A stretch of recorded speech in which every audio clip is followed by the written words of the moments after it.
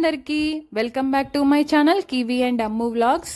Cooker అంటేనే భయపడే నేను కుక్కర్లో మటన్ పలావ్ చేశాను. ఫస్ట్ టైం ట్రై చేసినా కానీ టేస్ట్ అయితే చాలా బాగుండే. సో మీకు కూడా ప్రాసెస్ చూపిద్దామని వీడియో అయితే తీసుకున్నాను. వీడియో స్కిప్ చేయకుండా లాస్ట్ వరకు చూడండి. సో ముందుగా ఒక బౌల్ తీసుకొని అందులో 3 కప్స్ బాస్మతి రైస్కి 2 కప్స్ మనం ఇంట్లో యూస్ చేసే రెగ్యులర్ రైస్ని యూస్ చేయండి. పలావ్కి టేస్ట్ బాగుంటుంది. వాటిని 3-4 టైమ్స్ బాగా వాష్ చేసుకొని వాటర్ని పోసి నానపెట్టుకోవాలి రైస్ని అయితే. అండ్ ఇంకో బౌల్లో శుభ్రంగా వాష్ చేసి పెట్టుకున్న మటన్ని తీసుకొని 2 టేబుల్ స్పూన్ల ginger garlic paste and 3-4 table స్పూన్ల కారాన్ని యాడ్ చేసుకోవాలి. పలావ్లో మనం ఏది యాడ్ చేయాలన్నా ముందుగా మటన్లోనే యాడ్ చేసుకోవాలి. ఇంకా రైస్లో యాడ్ చేయడానికి మనకి ఏది ఉండదు, అందుకే అన్ని ఎక్కువ వేస్తున్నాను. అండ్ 2 టేబుల్ స్పూన్ల టర్మరిక్ అండ్ 4-5 టేబుల్ స్పూన్ల పెరుగును కూడా యాడ్ చేసుకోవాలి. అండ్ రుచికి సరిపడా సాల్ట్ను యాడ్ చేసి అవన్నీ బాగా మిక్స్ అయ్యేంత వరకు కలుపుతూ ఉండాలి. ఇక్కడ నేను 1/2 kg మటన్కి 1/2 kg రైస్ని అయితే యూస్ చేస్తున్నాను. అంటే క్వాంటిటీ చెప్తున్నాను మీకు. అండ్ అందులోనే లాస్ట్లో మటన్ బిర్యానీ అంటే మసాలాస్ ఉంటాయి కదా, అది ఏ బ్రాండ్ అయినా పర్వాలేదు, ఇది ఆప్షనల్. నేనైతే టేస్ట్ కోసమని యూస్ చేస్తున్నాను. అది కూడా యాడ్ చేసి బాగా కలిపి పక్కన పెట్టుకోవాలి. మరొక చిన్న బౌల్లో బగారాకి సంబంధించిన స్పైసెస్ అన్నిటినీ తీసి పక్కన పెట్టుకోవాలి.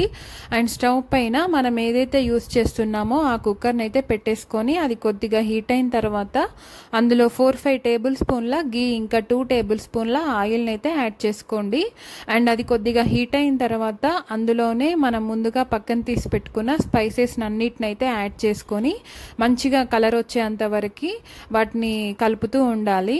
మంచి స్మెల్ అనేది వస్తుంది. తర్వాత అందులోనే 2 బిగ్ సైజ్ ఆనియన్స్ ఇంకా 3-4 మిర్చీస్ని అయితే నేను తీసుకున్నాను. అవి కూడా వేసుకొని మంచి గోల్డెన్ కలర్ వచ్చేంత వరకు బాగా కలుపుతూ ఉండాలి. అండ్ ఇక్కడ నేను ఆనియన్స్ తొందరగా అవ్వడానికి 1 టేబుల్ స్పూన్ సాల్ట్ని అయితే యూస్ చేస్తున్నాను. సాల్ట్ వేస్తే ఆనియన్స్ అనేవి తొందరగా ఉడికిపోయి మంచి కలర్ని అయితే ఇస్తుంది. సో ఈ కలర్ వచ్చేంత వరకు అయితే కలుపుకోండి. ఈ కలర్ వచ్చిన తర్వాత 1 కప్పు పుదీనానైతే యాడ్ చేయండి. పుదీనా మంచి ఫ్లేవర్ని ఇస్తుంది పలావ్ రైస్కి. సో పుదీనా కంపల్సరీ యాడ్ చేయాలి. అండ్ పుదీనా యాడ్ చేసిన తర్వాత ముందుగా మనం మ్యారినేట్ చేసి పెట్టుకున్న మటన్ని కూడా యాడ్ చేసుకొని అవన్నీ బాగా కలిసేలాగా మంచిగా కలిపి మూత పెట్టుకోండి. ఇప్పుడే కుక్కర్ మూతనైతే పెట్టేసుకోవద్దు. ఫస్ట్ అయితే నార్మల్ మూత పెట్టి ఇలా వాటర్ పైకి తేలేంత వరకు మంచిగా కొద్దిగా ఉడికిన తర్వాత, నేను 1/2 kg మటన్ తీసుకున్నాను కాబట్టి కొద్దిగానే వాటర్ పడుతుంది. సో ఈ వాటర్కి తగ్గట్టు నేనైతే కొద్దిగా వాటర్ని యాడ్ చేసి కుక్కర్ మూతనైతే పెట్టేసుకున్నాను. అంటే మటన్ లేతదనాన్ని బట్టి కుక్కర్ విజిల్స్ అనేవి మనం కౌంట్ చేయాలి. మాది లేత మటనే కాబట్టి 3 విజిల్స్లో నాకు మటన్ అయితే ఉడికిపోయింది 90%.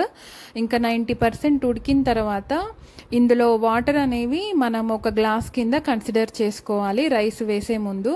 సో చూడండి ఈ మటన్ అనేది ఎలా ఉడికిందో. ఇంకా చూసి ముందుగా మనం నానబెట్టుకున్న రైస్ని కూడా ఈ మటన్ కర్రీలో యాడ్ చేసుకోవాలి. నానబెట్టుకున్న రైసే కాబట్టి మనకి వాటర్ కూడా తక్కువే పడుతుంది. మీరు బిర్యానీ చేసుకున్నా పలావ్ చేసుకున్నా రెగ్యులర్గా రైస్ పెట్టుకున్నా కానీ ఖచ్చితంగా రైస్ని మాత్రం నానబెట్టుకొనే మీరు వండుకోండి. ఎందుకంటే అలా అయితేనే మంచిది, ప్లస్ మంచిగా ఉడుకుతుంది కూడా రైస్ అనేది.